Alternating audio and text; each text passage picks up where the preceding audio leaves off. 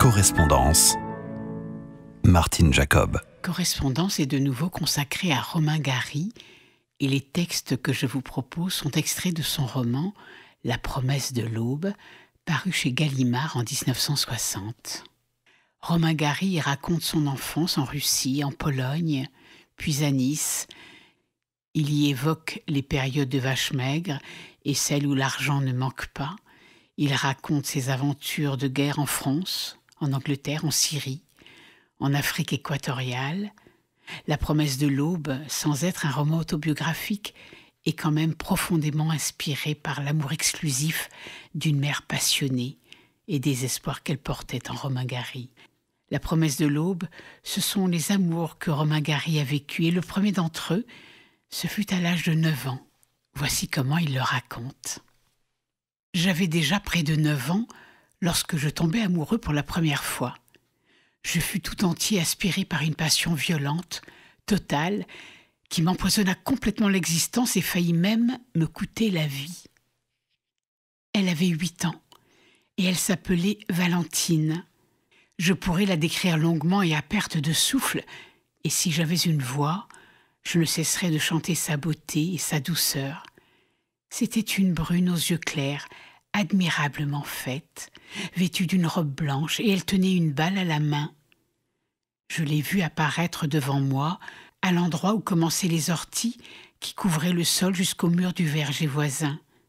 Je ne puis décrire l'émoi qui s'empara de moi. Tout ce que je sais, c'est que mes jambes devinrent molles et que mon cœur se mit à sauter avec une telle violence que ma vue se troubla. Absolument résolu à la séduire immédiatement, et pour toujours, de façon qu'il n'y eût plus jamais de place pour un autre homme dans sa vie, je fis comme ma mère me l'avait dit, et m'appuyant négligemment contre les bûches, je levai les yeux vers la lumière pour la subjuguer. Mais Valentine n'était pas femme à se laisser impressionner. Je restai là, les yeux levés vers le soleil, jusqu'à ce que mon visage ruisselât de larmes. Mais la cruelle, pendant tout ce temps, continua à jouer avec sa balle sans paraître le moins du monde intéressée. Les yeux me sortaient de la tête, tout devenait feu et flamme autour de moi, mais Valentine ne m'accordait même pas un regard. Complètement décontenancée par cette indifférence, alors que tant de belles dames dans le salon de ma mère s'étaient dûment extasiées devant mes yeux bleus, à demi aveugle et ayant ainsi du premier coup épuisé pour ainsi dire mes munitions, j'essuyai mes larmes et, capitulant sans condition, je lui tendis les 3 pommes vertes que je venais de voler dans le verger. Elle les accepta et m'annonça, comme en passant, « Jeannec, lui, il a mangé pour moi toute sa collection de timbres-poste. » C'est ainsi que mon martyre commença. Au cours des jours qui suivirent, je mangeai pour Valentine plusieurs poignées de vers de terre, un grand nombre de papillons, 1 kilo de cerises avec les noyaux, une souris, et pour finir, je peux dire qu'à 9 ans, c'est-à-dire bien plus jeune que Casanova, je pris place parmi les plus grands amants de tous les temps, en accomplissant une prouesse amoureuse que personne, à ma connaissance, n'est jamais venu égaler. Je mangeai pour ma bien-aimée un soulier en caoutchouc. Ici, je dois ouvrir une parenthèse.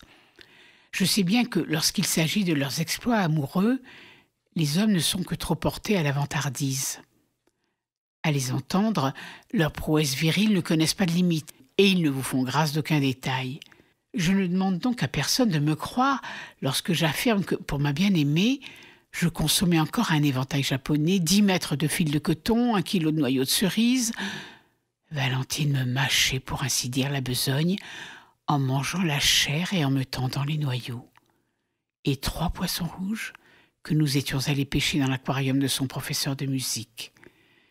Dieu sait ce que les femmes m'ont fait avaler dans ma vie, mais je n'ai jamais connu une nature aussi insatiable.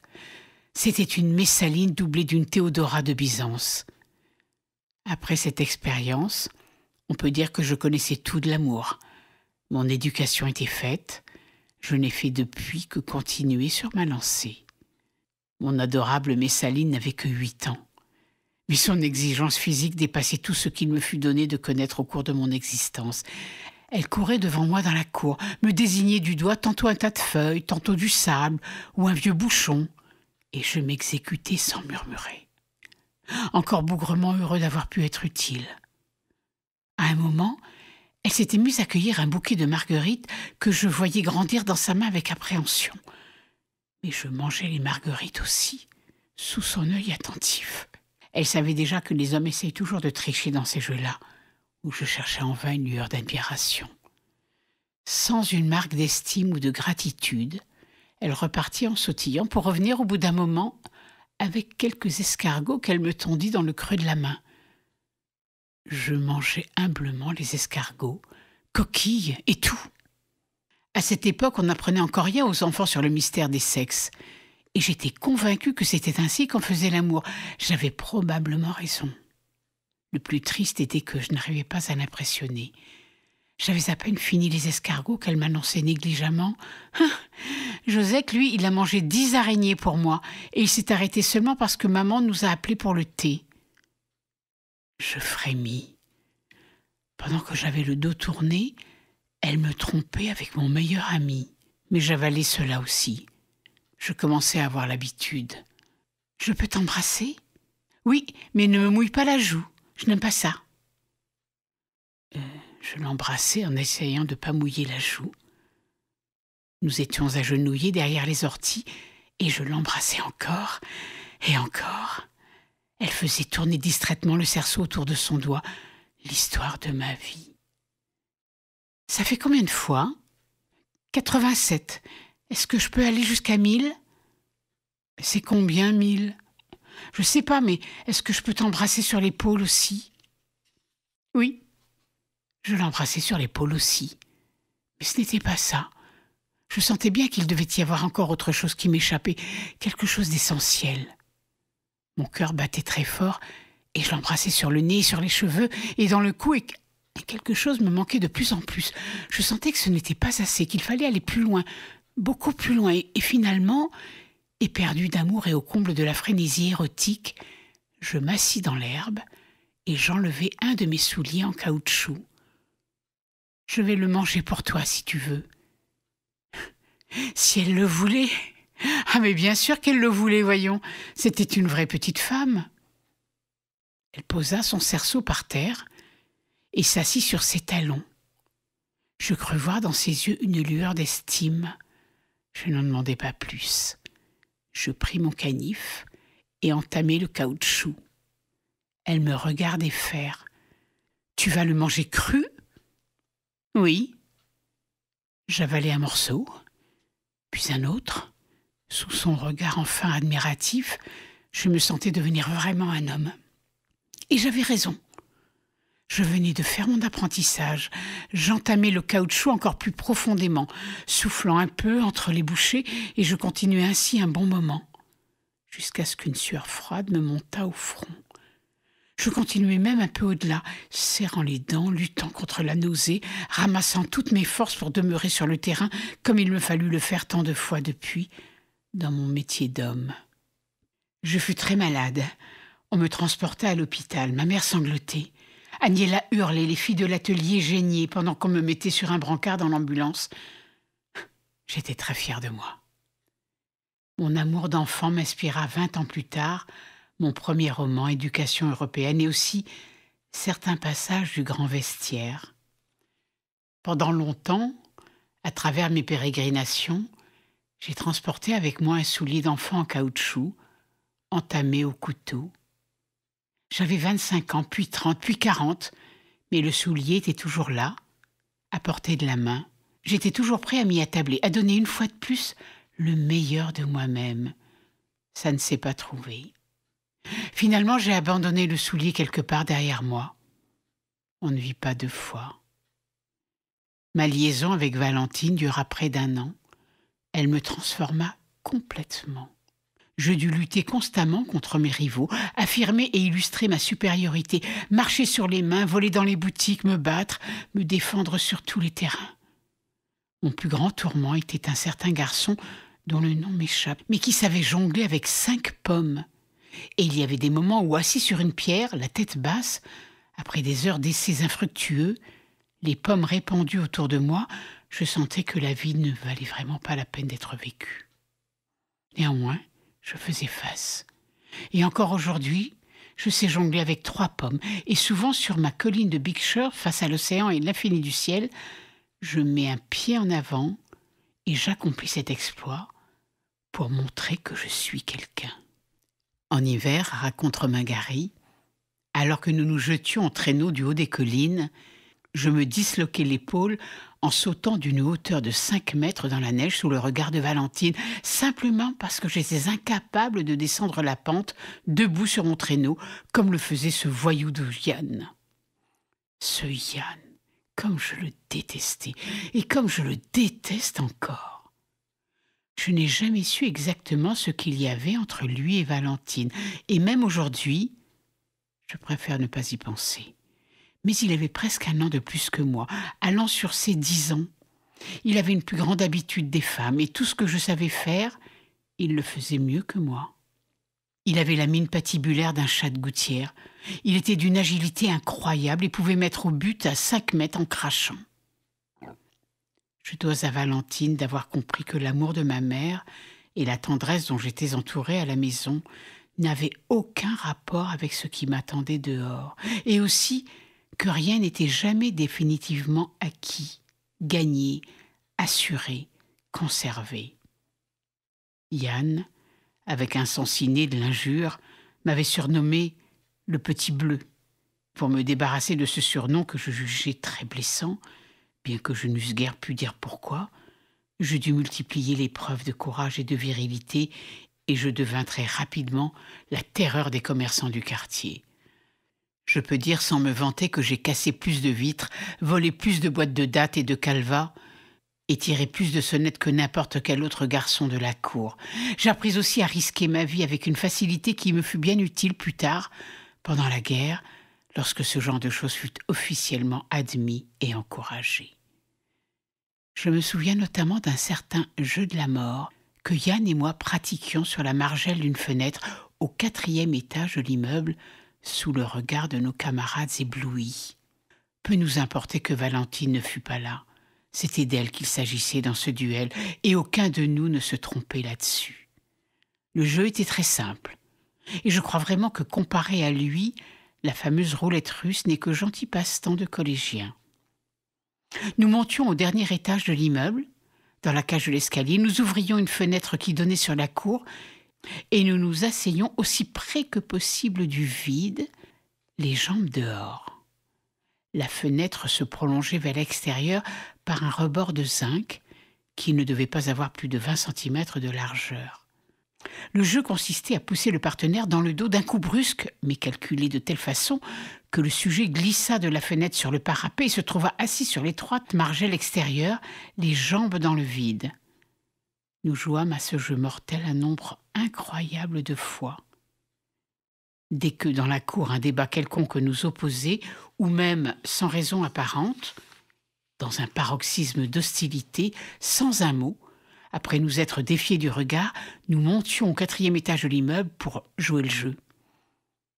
Le caractère étrangement désespéré et en même temps loyal de ce duel venait évidemment du fait que vous vous mettiez entièrement à la merci de votre plus grand ennemi, puisqu'une poussée tant soit peu mal calculée ou mal intentionnée condamnait le partenaire à une mort certaine 4 étages plus bas.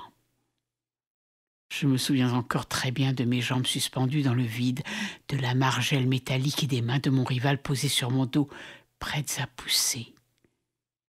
Yann est aujourd'hui un personnage important du Parti communiste polonais. Je l'ai rencontré il y a une dizaine d'années à Paris, dans les salons de l'ambassade de Pologne, au cours d'une réception officielle. Je l'ai reconnu tout de suite. C'était étonnant combien ce gamin avait peu changé. À 35 ans, il avait le même air hâve, la même maigreur, la même démarche féline et les yeux minces, durs et narquois. Étant donné que nous étions là, l'un et l'autre, escalités, représentant nos pays respectifs, nous fûmes courtois et polis. Le nom de Valentine ne fut pas prononcé. Nous bûmes de la vodka. Il évoqua ses luttes dans la résistance et je lui dis quelques mots de mes combats dans l'aviation. Nous bûmes encore un verre. « J'ai été torturé par la Gestapo, me dit-il. J'ai été blessé 3 fois, lui dis-je. Nous nous regardâmes, puis d'un commun accord, nous posâmes nos verres et nous nous dirigeâmes vers l'escalier. Nous montâmes au 2e étage et Yann m'ouvrit la fenêtre. Après tout, on était à l'ambassade polonaise et j'étais l'invité. J'avais déjà enjambé la fenêtre lorsque l'ambassadrice, une dame charmante et digne des plus beaux poèmes d'amour de son pays, sortit brusquement d'un des salons. Je retirai rapidement ma jambe et m'inclinai avec un sourire aimable. Elle nous prit chacun par le bras et nous accompagna au buffet. Il m'arrive de penser avec une certaine curiosité à ce que la presse mondiale aurait dit si l'on avait trouvé sur un trottoir en pleine guerre froide un haut fonctionnaire polonais ou un diplomate français précipité d'une fenêtre de l'ambassade de Pologne à Paris.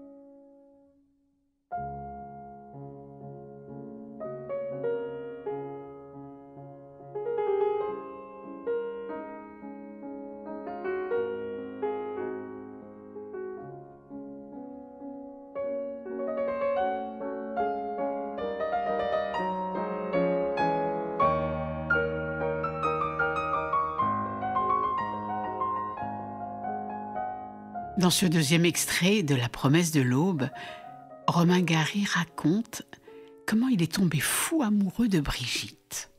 J'avais rencontré à cette époque une Suédoise adorable, comme on en rêve dans tous les pays depuis que le monde a fait don de la Suède aux hommes. Elle était gaie, jolie, intelligente et surtout, elle avait une voix charmante. J'ai toujours été sensible à la voix. Je n'ai pas d'oreille et il y a entre moi et la musique un malentendu triste et résigné. Mais je suis étrangement sensible aux voix de femmes.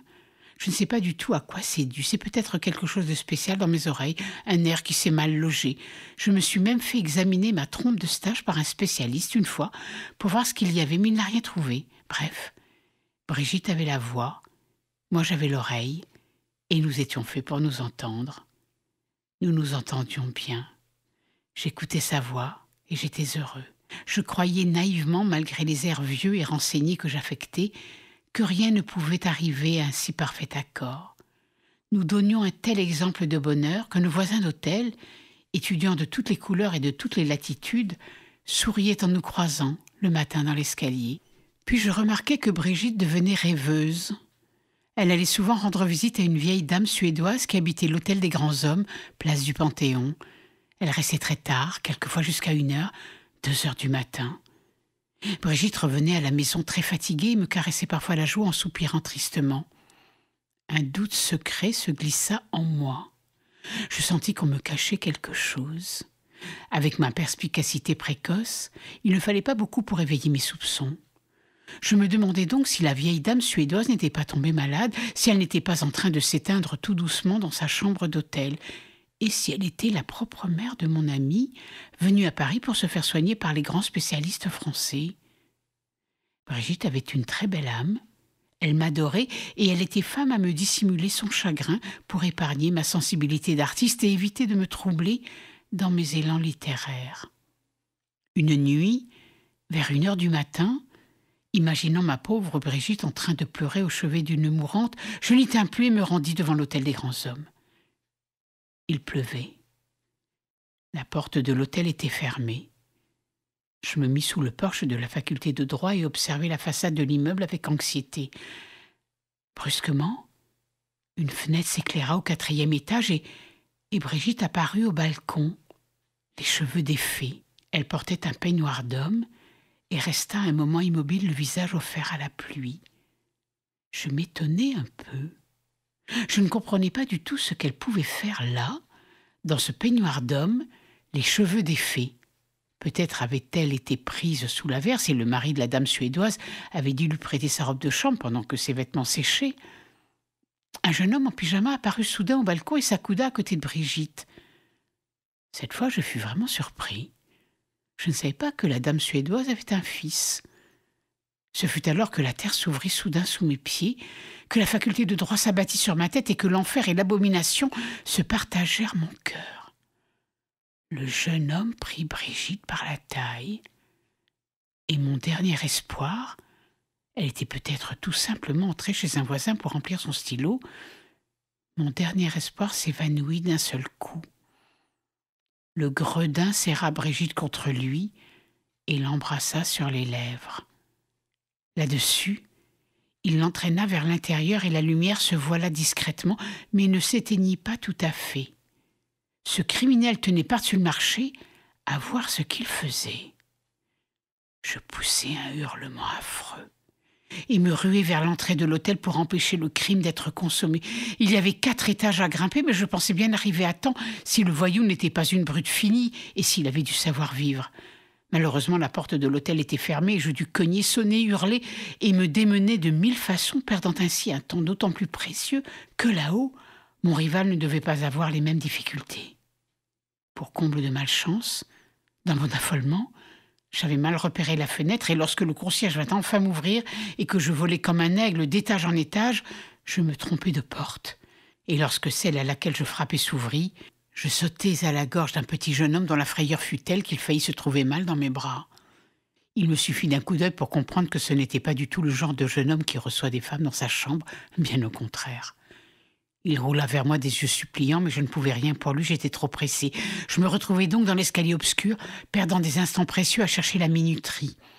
J'étais sûre à présent d'arriver trop tard. Mon assassin n'avait pas 4 étages à grimper, pas de porte à enfoncer, il était à pied d'œuvre. Et à l'heure qu'il était, il devait se frotter les mains. Brusquement, les forces me lâchèrent. Le découragement le plus complet s'empara de moi. Je m'assis dans l'escalier et essuyai la sueur et la pluie sur mon front. J'entendis un flop-flop timide, et le gracieux et faible vint s'asseoir à mes côtés et me prit la main. Je n'eus même pas la force de la lui retirer. Il se mit à me consoler. Autant que je me souvienne, il m'offrait son amitié. Il me tapotait la main et m'assurait qu'un homme comme moi n'aurait aucune peine à trouver une âme sœur digne de lui. Je le regardais avec un vague intérêt. Mais non, pour moi, il n'y a jamais rien eu à faire de ce côté-là. Je lui jetai un regard noir et, quittant l'hôtel des grands hommes, je rentrai chez moi. Je me mis au lit, décidé à m'engager dans la Légion étrangère dès le lendemain. Brigitte revint vers 2 heures du matin, alors que je commençais déjà à m'inquiéter. Il lui était peut-être arrivé quelque chose. Elle gratta timidement à la porte et je lui dis hautement et clairement en un mot ce que je pensais d'elle. Pendant une demi-heure, elle chercha à m'apitoyer à travers la porte fermée, puis il y eut un long silence. Pris de frousse à l'idée qu'elle allait peut-être retourner à l'hôtel des grands hommes, je bondis hors du lit et lui ouvris. Je lui donnai quelques gifles bien senties par moi, je veux dire. J'ai toujours eu la plus grande difficulté à battre les femmes dans ma vie. Je dois manquer de virilité. Après quoi, je lui posai la question que je considère aujourd'hui encore à la lumière d'une expérience de 25 ans comme la plus idiote de ma carrière de champion. « Pourquoi as-tu fait ça ?» La réponse de Brigitte fut vraiment très belle. Émouvante, je dirais même. Elle montre vraiment la force de ma personnalité. Elle leva vers moi ses yeux bleus pleins de larmes, et puis secouant ses boucles blondes, et avec un effort sincère et pathétique pour tout expliquer, elle me dit « Il te ressemblait tellement !» Je n'en suis pas encore revenue.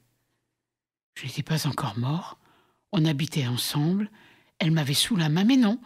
Il fallait qu'elle fît tous les soirs 1 kilomètre sous la pluie pour aller retrouver quelqu'un uniquement parce qu'il me ressemblait.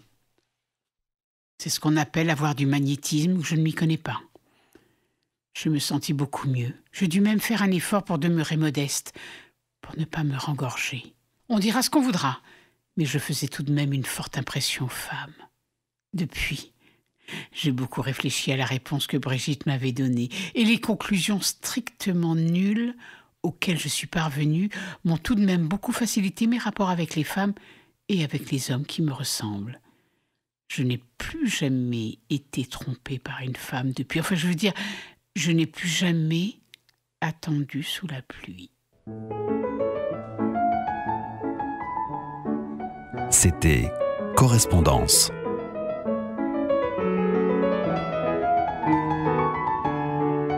Une émission préparée et présentée par Martine Jacob.